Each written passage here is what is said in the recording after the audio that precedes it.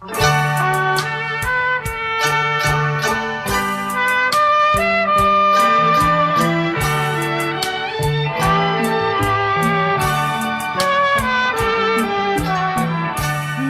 មុនម្ដេចបងថាបអូ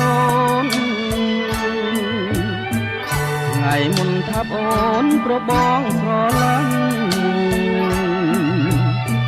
ថ្ងៃនេះម្ដេចបងលែងថាបទៅវិញ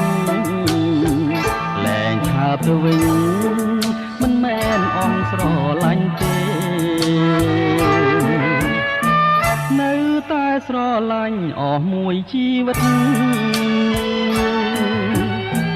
តែបងគួរចិត្តបន្តិចទេស្រី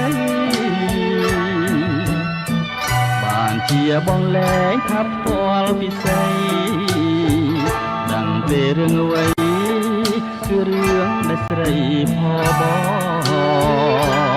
ងផ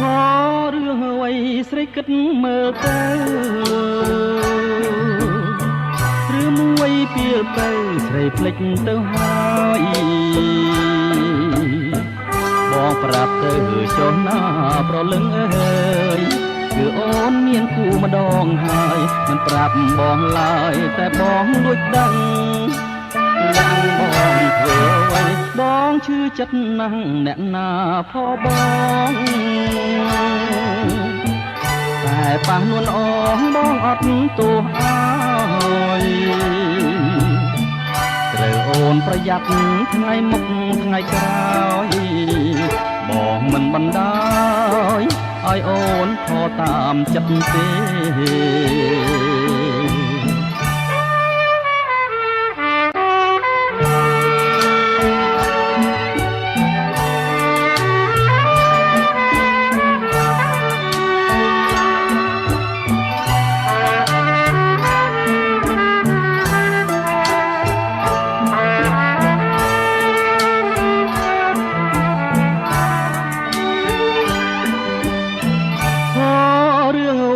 ស្រីគិតមើលទៅឬមួយពីលទៅស្រីភ្លេចទៅហើយបងប្រាប់ទៅចុះណាប្រលឹងអើយគឺអូនមានគូម្ដងហើយមិនប្រាប់បងឡើយតែបងលួចដឹងយ៉ាងបងធ្វើអ្វីបងឈឺចិត្តណាស់អ្នកណាផបងតែប៉ះនួនអងបងអត់ទោសអើយត្រូវអូនប្រយ័ត្នថ្ងៃមុខថ្ងៃក្រោយបងមិនបណ្ដោយឲ្យអូនខកតាមចិត្តទេ